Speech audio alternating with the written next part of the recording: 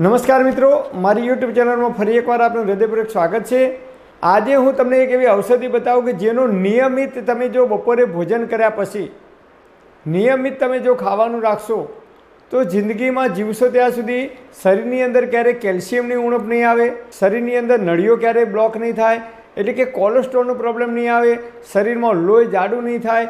એટલે જે લોકોને લોહી જાડું થઈ જાય છે અને લોહી પાતળું કરવાની દવા લેવાની જરૂર પડે છે, એમને લોહી પાતળું થવાની ગોળી ગળવાની પણ જરૂર નહીં પડે। જે કંઈ આપણે ખોરાક ખાઈએ છીએ ખોરાકનું પણ ખૂબ ઝડપથી અને સમયસર પાચન થશે। પેટને લગતી એટલે કે પાચન તંત્રને લગતી પણ કોઈપણ પ્રકારની બીમારી નહીં થાય।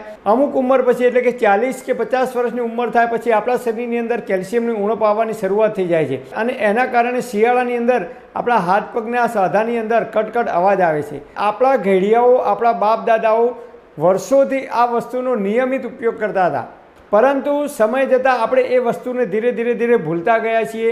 એ વસ્તુનો આપણે ઉપયોગ બિલકુલ બંધ કરી દીધો છે। તો આ કઈ વસ્તુ છે જેનો ચરક ઋષિએ ચરક સંહિતાની અંદર પણ ઉલ્લેખ કરેલો છે?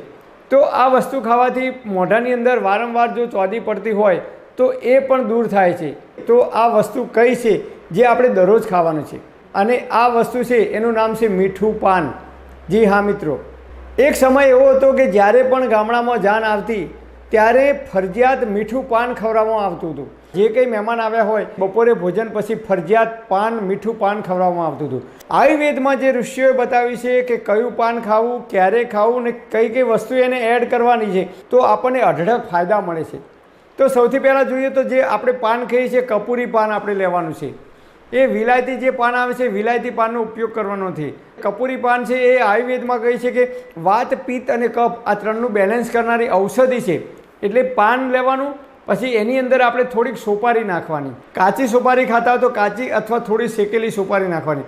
હવે સોપારી કેમ ખાવાની? તો સોપારી છે એ આપણા લોહીને પાતળું કરવાનું કામ કરે છે, એટલે કે કોલેસ્ટ્રોલ જમા થવા દેતું નથી। ઘણી જગ્યાએ તમે સાંભળ્યું છે કે સોપારી ખાવાથી લોહી પાતળું થઈ જાય। મતલબ કે લોહી પાતળું થવું મતલબ કે લોહીને એ ઘટ્ટ થવા દેતી નથી। લોહીની અંદર કોલેસ્ટ્રોલ, ખરાબ કોલેસ્ટ્રોલ એટલે કે કચરો જમા થવા દેતું નથી। અને એટલા માટે તમે જુઓ આપણા ઘેડિયાઓ જ્યારે પણ જાન આવતી કે મહેમાન આવતા ત્યારે હાથની અંદર સૂડી અને સોપારી લઈ કટકટ કરી અને મહેમાનોને પણ સોપારી ખવડાવવાનો રિવાજ હતો। એ રિવાજ આપણે ધીમે ધીમે ભૂલતા ગયા। પણ દરેક વસ્તુઓ જે કંઈ આપણા બાપ દાદાઓ કરતા હતા એની પાછળ આયુર્વેદના ઋષિઓનો કંઈક ના કંઈક ઉદ્દેશ સમાયેલો હતો। પરંતુ આપણે એ સોપારી ખાવાનું પણ બંધ કરી દીધું, મીઠું પાન ખાવાનું પણ આપણે છોડી દીધું અને આપણે અત્યારે આઈસ્ક્રીમ ખાવા ઉપર વળ્યા છીએ। ભોજન પછી આપણે મોટાભાગે રિસેપ્શનમાં કે મેરેજમાં આઈસ્ક્રીમ તરફ વળ્યા છીએ। જે આઈસ્ક્રીમ ખાવાથી આપણી જઠરાગ્નિ મંદ પડે છે, આપણે જે કંઈ ખોરાક લઈએ છીએ એ ખોરાકનું યોગ્ય રીતે પાચન થતું નથી અને એની અંદરથી અનેક પ્રકારની બીમારીઓ ઉત્પન્ન થાય છે। એક તો પાન લેવાનું, એની અંદર થોડી સોપારી નાખવાની અને એની અંદર થોડીક વરિયાળી નાખવાની। વરિયાળીનો સ્વભાવ આયુર્વેદ કહે છે કે ઉષ્ણ છે, ગરમ છે, એટલે એ ભોજનને પચાવવામાં મદદરૂપ થાય છે। એટલે એની અંદર થોડીક વરિયાળી ઉમેરવાની। એની અંદર ઘઉંના દાણા જેટલો ચૂનો નાખવાનો। ચૂનો એ કેલ્શિયમનો અખૂટ ભંડાર છે। એટલે જો દરરોજ ચૂનો નાખીને પાન ખાવામાં આવે તો આપણે જિંદગીમાં જીવીશું ત્યાં સુધી કેલ્શિયમની ઉણપ નહીં આવે શરીરની અંદર, અને કેલ્શિયમની ઉણપના લીધે જે કંઈ બીમારીઓ આપણા શરીરમાં આવે છે એ નહીં આવે।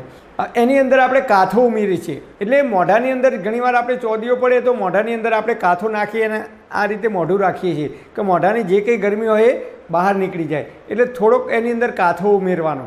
પછી તમે જો લવિંગ તમને ભાવતું હોય તો એક લવિંગ એની અંદર નાખી દેવાનું, એક લવિંગ એની અંદર મૂકવાનું।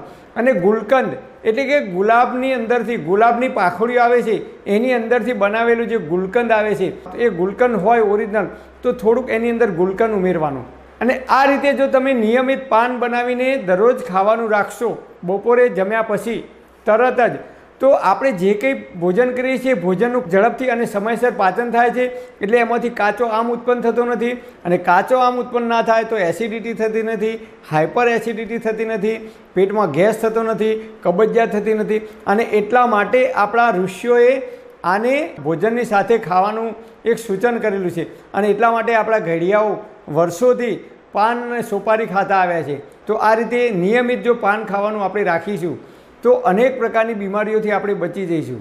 પરમપિતા પરમાત્મા આપ સર્વેને તંદુરસ્ત અને નિરોગી રાખે એવી હૃદયપૂર્વક મારી પ્રાર્થના। Thanks for watching my video. Thank you.